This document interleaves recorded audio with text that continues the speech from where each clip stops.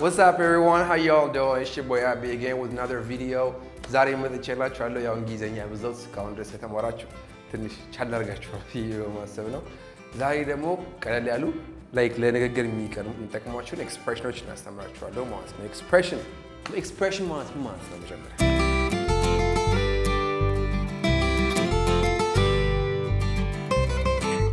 ሰላም እንዴት ናችሁ ቤተሰቦች? ሰላም ነው አለን። እንዴት ናችሁልኝ? ዛሬ ያው ምሳሌያዊ አነጋገር ይዤላችሁ ቀርብ ያለው በእንግሊዘኛው ፕሮቨርብ የሚለው ማለት ነው። ስለዚህ ምሳሌያዊ አነጋገር በእንግሊዘኛ አንዳንድ የአማርኛ ምሳሌያዊ አነጋገሮች አሉ አይደል? በእንግሊዘኛ ምን እንደሆነ እናያለን ማለት ነው። አንደኛ ታሞ ከመማቀቅ አስቀድሞ መጠንቀቅ። በእንግሊዘኛው ምን ይባላል? እስቲ አስቡ። መልሱ ምን ይሆናል? Prevention is better than cure. Prevention is better than cure. ታሞ ከመማቀቅ አስቀድሞ መጠንቀቅ። ያው ምሳሌያዊ አነጋገር ስለሆነ Prevention is better than cure. ታሞ ከመማቀቅ አስቀድሞ መጠንቀቅ በእንግሊዘኛ ይሄ ይመስላል ማለት ነው። ወደ ቀጣይ ደግሞ እንሄዳለን።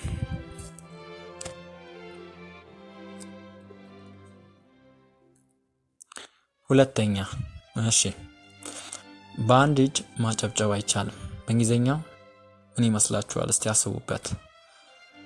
በአንድ እጅ ማጨብጨብ አይቻልም። ቀጥታ አይተረጎም። ምሳሌ አነጋገሮች ለምሳሌ in one hand don't clap ምናምን አይባልም። ሶ እንግሊዘኛው የራሱ የሆነ ምሳሌ አነጋገር አለው ማለት ነው። ሶ በአማርኛው በአንድ እጅ ማጨብጨብ አይቻልም፣ በእንግሊዘኛው ደግሞ ምን ይባላል የሚለውን አስቡበት። መልሱ ምን ይሆናል? an empty bag will not stand upright. an empty bag will not stand upright. ያው ቀጥታ ስንተረጉመው ባዶ ቦርሳ አይቆምም ለማለት ነው፣ እቃ ካልተከተተበት። ሶ ሁለቱም ያስፈልጋል፣ እቃውም ቦርሳውም ያስፈልጋል ማለት ነው። ያም ማለት አንድ ሰው ብቻውን ምንም ማድረግ አይችልም ማለት ነው። በአንድ እጅ ማጨብጨብ አይቻልም፣ የሆነ ኃይል አንድነት ኃይል ነው የሚለውን ነው የሚገልጽልን ማለት ነው። ስለዚህ an empty bag will not stand upright፣ በአንድ እጅ ማጨብጨብ አይቻልም ማለት እንችላለን ማለት ነው። ሶስተኛ ስራ የፈታ አእምሮ የተንኮል መጠንሰሻ ነው። ስራ የፈታ አእምሮ የተንኮል መጠንሰሻ ነው። በእንግሊዘኛ ምን ይመስላችኋል? እስቲ አስቡበት። 10 ሰከንድ ሰጣችሁ። ስራ የፈታ አእምሮ የተንኮል መጠንሰሻ ነው። በእንግሊዘኛ ምን ይመስላችኋል? እያሰባችሁ ስራ የፈታ ማለት አይድል ማለት ነው። አእምሮ ማይንድ ነው። ሶ መልሱ ምን ይሆናል? an idle mind is the devil's workshop. an idle mind is the devil's workshop. ስራ የፈታ አእምሮ የተንኮል መጠንሰሻ ነው። በእንግሊዘኛ an idle mind is the devil's workshop ብለን እንይዛለን ማለት ነው። ሶ በዚህ መሰረት ይቀልልናል። እነዚህ የእንግሊዘኛ የአማርኛን አባባሎች በእንግሊዘኛ አቻቸውን ይሄ ይመስላሉ ማለት ነው። ወደ ቀጣይ እንሄዳለን።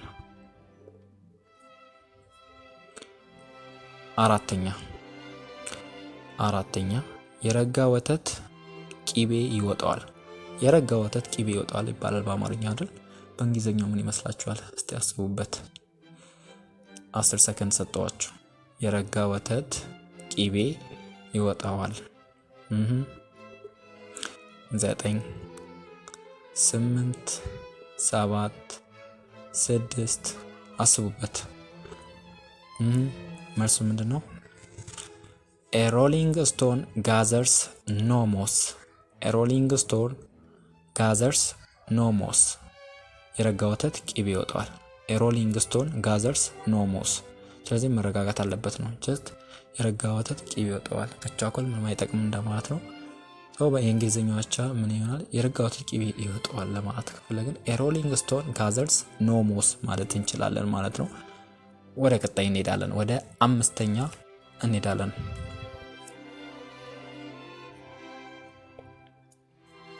አምስተኛ በሰፈሩት ቁና መሰፈር አይቀርም። በሰፈሩት ቁና መሰፈር አይቀርም። ሶ ይሄ የእንግሊዝኛ አቻው ምን ይሆናል? ምን ይመስላችኋል? አስቡበት። 10 ሰከንድ ሰጠዋችሁ፣ አስቡበት። በሰፈሩት ቁና መሰፈር አይቀርም የሚለው የእንግሊዝኛው አቻ ምሳሌያዊ አነጋገር ወይም ፕሮቨርብ ምን ነው? ምንድን ነው ተብላችሁ ብትጠየቁ ምን ተመልሳላችሁ? አስቡበት። መልሱ ምን ይሆናል? as you make your bed so you must lie on it። ያው አልጋህን ስትሰራ ስታነጥፍ አንተም እንደምታርፍበት እወቅ እንደማለት ነው። ሶ በሰፈሩት ቁና መሰፈር አይቀርም ለማለት as you make your bed so you must lie on it እንላለን ማለት ነው። as you make your bed so you must lie on it as you make your bed so you must lie on it። ሶ በሰፈሩት ቁና መሰፈር አይቀርም። ይሄ ይመስላል። ወደ ስድስተኛው እንሄዳለን። ስድስተኛ የሚናከስ ውሻ አይጮህም ወይም ሙያ በልብ ነው። የሚናከስ ውሻ አይጮህም ወይም ሙያ በልብ ነው። የእንግሊዝኛዎቻው ምን ይመስላችኋል? ሞክሩ እያሰባችሁ። የሚናከስ ውሻ አይጮህም ወይም ሙያ በልብ ነው። በእንግሊዝኛ ምን ይመስላችኋል? አስቡ። 5 ሰከንድ ሰጠዋቸው። መልስ a barking dog seldom bites። a barking dog seldom bites። የሚናከስ ውሻ አይጮህም ወይም ሙያ በልብ ነው ለማለት a barking dog seldom bites። seldom ማለት ያው never አሉ ቃሎች ሶሊ ኦንሊ ሴልደም ምናምን ኔጌቲቭ ነገር ናቸው። ዜሮ እንደማለት ነው። ሶ ኔቨርም እንደማለት ነው። ሶ መቼም አይናከስም ለማለት ነው። a barking dog seldom bites። የሚናከስ ውሻ አይጮህም ሙያ በልብ ነው እንደማለት በእንግሊዝኛ a barking dog seldom bites or never bites እንላለን ማለት ነው። ሰባተኛ የሌባን ጠበቃ አደባልቀህ ውቃ ወይም የአማርኛው ሌላም ተመሳሳይ አባባል አለው። ከኑግ የተገኘን ሰሊጥ አብረህ ውቀጥ። ሁለቱም ተመሳሳይ ናቸው አባባላቸው ማለት ነው።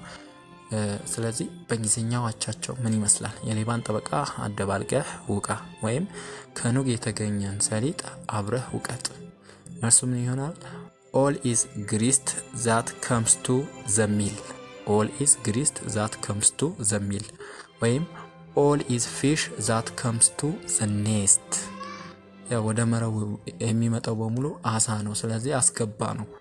ሶ የሌባን ጠበቃ አደባልቀው ውቃ የሚባለው ከሌባው ጋር የተገኘን ሰው የተባበረ ሰው እዛው ምቱት እንደማለት ነው። ስለዚህ በዚህ መሰረት በእንግሊዝኛው አቻው ምን ይሆናል? all is fish that comes to the nest ብለን መግለጽ እንችላለን ማለት ነው በእንግሊዝኛ። ስምንተኛ ዘመድ ከዘመዱ አህያ ካመዱ። ዘመድ ከዘመዱ አህያ ካመዱ በእንግሊዝኛ ምን ይመስላችኋል? አስቡበት። 9 8 7 6 5 4 3 2 1 መልሱን እናያለን ማለት ነው። ዘመድ ከዘመዱ አህያ ካመዱ ምን ይሆናል? የእንግሊዝኛዎቻው birds of the same feather flock together። birds of the same feather flock together ያው አንድ አይነት ክንፍ ያላቸው እንትኖች አብረው ይሄዳሉ ማለት ነው።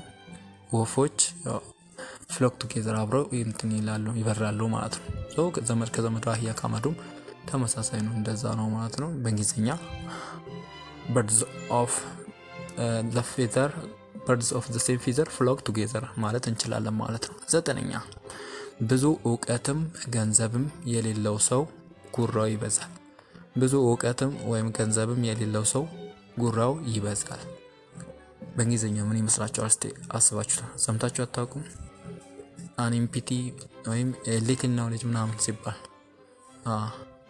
ሶ መልሱ ሙሉ ምን ይመስላል? አስቡበት። ብዙ እውቀትም ወይም ገንዘብም የሌለው ሰው ጉራው ይበዛል። በእንግሊዝኛቸው ምን ይመስላችኋል? መልሱ empty vessels make the most noise። empty vessels make the most noise። የእንግሊዝኛቸው ይሄ ይመስላል ማለት ነው። ብዙ እውቀትም ወይም ገንዘብም የሌለው ሰው ጉራ ይበዛል ለማለት ኤምፕቲ ቬስልስ ሜክ ዘ ሞስት ኖይዝ ብለን በእንግሊዝኛ መግለጽ እንችላለን ማለት ነው። እስካሁን 9 አባባሎች ወይም ምሳሌ አነጋገሮች አይተናል፣ ፕሮቨርቦች። ወደ መጨረሻው ስንሄድ 10ኛው አቅምን ማወቅ ከራስ ጋር መታረቅ የሚባል በአማርኛ አባባል አለ። የእንግሊዝኛቸው ምን ይመስላችኋል? አስቡበት። አቅምን ማወቅ ከራስ ጋር መታረቅ፣ የእንግሊዝኛው አቻው ፍቺ ምን ይመስላችኋል? እያሰባችሁ አቅምን ማወቅ ከራስ ጋር መታረቅ በእንግሊዝኛ አቅምን ማወቅ ከራስ ጋር መታረቅ የእንግሊዝኛቸው ምንድነው? Enough is as good as a feast. Enough is as good as a feast. አቅምን ማወቅ ከራስ ጋር መታረቅ ለማለት enough is as good as a feast እንላለን ማለት ነው። ይሄ ያው የዛሬ ትምህርት እነዚህ 10 ምሳሌያዊ አነጋገሮች ወይም በእንግሊዝኛ ፕሮቨርቦች ያው የአማርኛና የእንግሊዝኛ አቻ አይተናል ማለት ነው። በቀጣይም ሌሎች ትምህርቶች አቀርብላችኋለሁ። የዛሬው ትምህርት ይሄ ይመስላል። አዲስ ከሆናችሁ ሰብስክራይብ እያደረጋችሁ ቤተሰቦች ደግሞ ላይክ ማድረግ እንዳትረሳው። ስላዳመጣችሁኝ አመሰግናለሁ። እወዳችኋለሁ። ባይ ባይ። ይመቻችሁ። አብራችሁን ልሰራችሁ ተስፋ አደርጋለሁ። ትምህርቱ ይሄን ይመስላል።